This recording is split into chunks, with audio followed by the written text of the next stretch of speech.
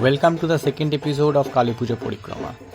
প্রথমেই তোমাদের যে প্যান্ডেলটা তুলে ধরবো, তাদের এবছরের থিম ছিল কাকতালীয়।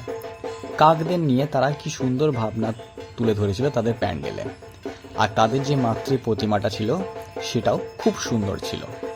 তারপরে হাঁটতে হাঁটতে আমরা চলে গেলাম পরবর্তী যে প্যান্ডেলে, সেটি ছোবরা দিয়ে তৈরি হয়েছিল।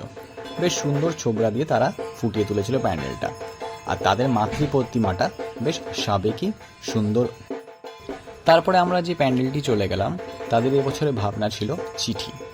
আজকালকার যুগে আমরা SMS পাঠাতে পাঠাতে ভুলেই গেছি যে আমরা এককালে চিঠি পাঠাতাম। সেই যুগটাই আর নেই, তাই তারা সেই যুগটাকে ফিরিয়ে আনার জন্য তাদের ভাবনা এবছর ছিল চিঠি। বারবার মনে হচ্ছিল যে সেই পুরনো সময়ের ফিরে গেছি।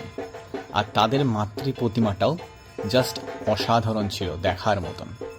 Follow for more.